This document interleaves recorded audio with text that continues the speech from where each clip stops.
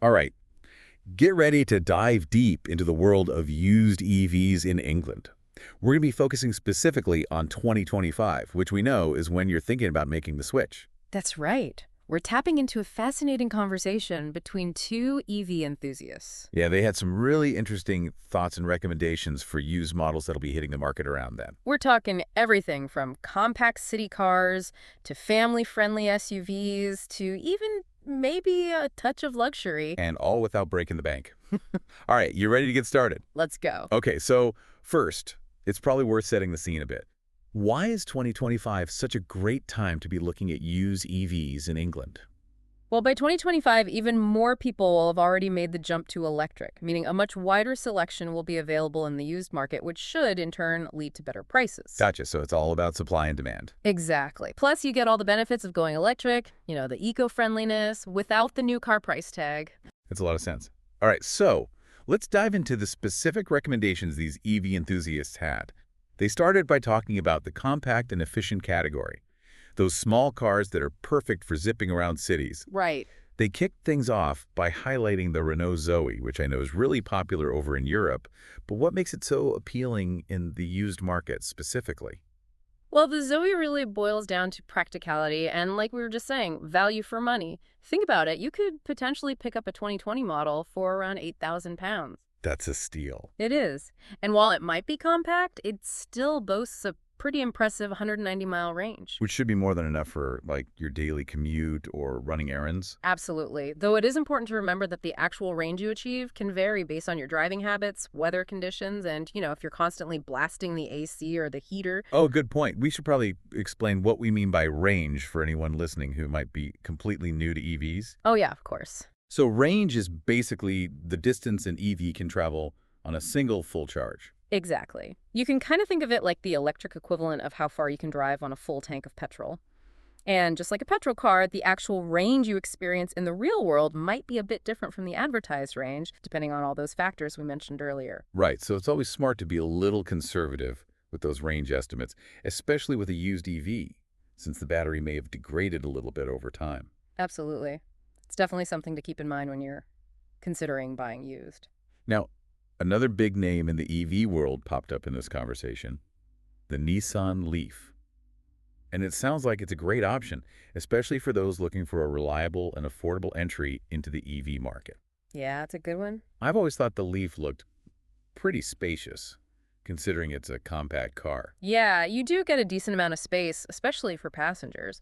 However, the boot size might not be ideal for a larger family, if you got a lot of stuff to pack for a weekend trip or something. Ah, I see. And while you can find 2019 models for as low as £6,000, it's important to note that some of the older Leafs have shorter ranges, some topping out around 168 miles, depending on which battery size it has. Good to know. Now, for those with families who might need a bit more space than those compacts offer, what about the SUV category? What were these EV enthusiasts saying? Oh, they were raving about the Hyundai Kona Electric. It's got fantastic range, up to 300 miles on a single charge, making it a really great choice for longer trips. Wow, 300 miles. That practically rivals some petrol cars. I bet that costs an arm and a leg, even used though, right?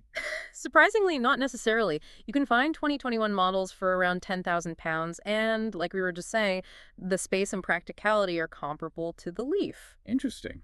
It's worth noting, however, that like with all EVs, the range can be impacted in colder weather since the battery has to work harder. Yeah, I can see how that would make those long winter road trips a little trickier. Yeah, you might need to plan your charging stops a little more strategically in the winter. That makes sense. Now, they also highlighted the Kia e-Niro, and it sounds like if range is your absolute top priority, that might be the way to go. Right. The e-Niro has a slightly longer range than the Kona, clocking in around 282 miles. Wow. 282 miles, that's amazing. Mm-hmm. I bet that peace of mind doesn't come cheap, though. Surprisingly, the e-Niro is actually priced very similarly to the Kona. You can find 2020 models for about £10,000 as well. Really? Yeah, it just goes to show how competitive the used EV market is becoming. It does. It's incredible how quickly things are changing and evolving. Okay, so I'm curious, did they mention anything about the higher end, more premium segment of the used EV market? What about something like a Tesla, for instance? They did. They talked quite a bit about the Tesla Model 3, and they were praising its performance, all that cutting-edge tech, and of course that undeniable Tesla cool factor. Yeah, Teslas always feel so futuristic. They really do. However, that premium experience comes with a premium price tag, even in the used market. You're probably looking at around £16,000 for a 2020 model. Yeah. Even use a Tesla really holds its value. Right. Though I guess you are paying for all those fancy bells and whistles and access to the supercharger network, which is a real game changer for longer trips. It really is. It's also worth mentioning that while all of the EVs we've talked about so far can be charged at home using a standard plug, investing in a dedicated home charger can speed things up significantly. Oh, that's a good tip. Yeah, it's definitely something to factor into your overall budget if you're serious about making the switch. Okay, so I want to circle back to something. For someone who might be on a tighter budget but still needs something spacious, did they have any recommendations that kind of hit that sweet spot? Oh, they did. They recommended the MG ZS EV. It's another SUV, so it offers more room than something like the Zoe or the Leaf, and it still comes packed with a lot of great features. Hold on, an SUV for under 10,000 pounds. Exactly. You can find 2020 models starting from around 8,000 pounds. That's incredible. Now, the compromise there is that it has a shorter range than some of the other cars we've talked about, around 163 miles.